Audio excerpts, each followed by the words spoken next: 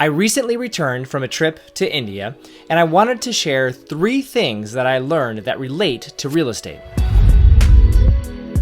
I'm James Furlo, providing strategies and tools for real estate investors to maximize their long-term cash flow while minimizing headaches. Thanks for watching. Number 1, this was my 3rd trip to India, but I went with some friends where it was their very first trip to India, and there was so much difference there that they were just constantly in shock over what happened.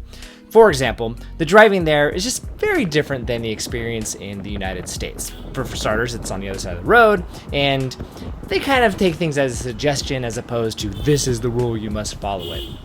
Again, my friends were totally in shock, just like, oh my gosh, can you believe that this is happening? Whereas for myself, I didn't really notice it and saw it, but I wasn't in as much shock because this was my 3rd time seeing it. The same is true for real estate. Since I have invested in 11 properties, I'm no longer shocked by things and think that things are going crazy and nuts. Sure, I do learn things and I do notice things and I can have that moment of like, oh, that just happened, but I'm no longer in the, what do I do? This is crazy. I almost can't focus type of surprise mindset. And that's part of the value of having experience, either doing it yourself or partnering with someone else who also has it, because they can help ground you on when you think things are going nuts. Number 2, I have been to 4 different parts of India. I've been to Bangalore, I've been to Ladakh, to Delhi, and to West Bengal. And I gotta tell you, all 4 of them are completely different. And I'm not just talking about the weather and climate. They even speak different languages in a lot of those different places. They are totally different.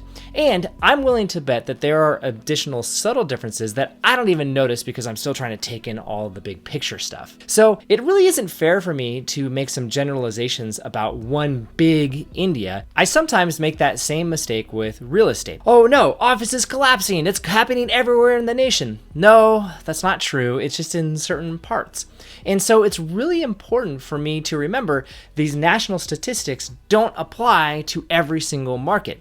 And it's not even that there's differences in states. There are differences within cities, and there are even differences within neighborhoods. So, just like I experienced in India, I want to take the time to get to know each individual market that I am considering investing in.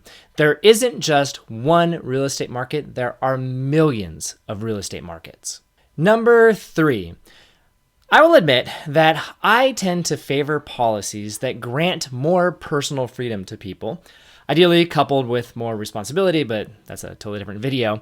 And India is a place that absolutely grants a lot more freedom to people, especially in terms of real estate. And you can see it all over the place, just in terms of creativity, what people are willing to do from their buildings.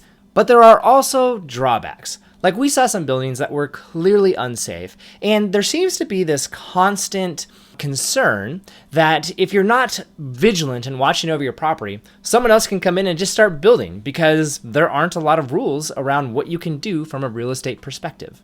As annoyed as I might be about some restrictions related to building and lending here in the United States, like for example, I just had a 40-unit deal that fell through because of a restriction that I couldn't get around.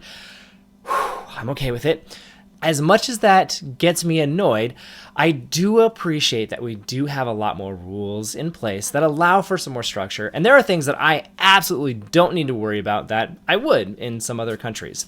And so I just appreciated that perspective and trying to find that balance between giving people the freedom to build what they want and at the same time making sure that things are safe and that what you own is what you actually own.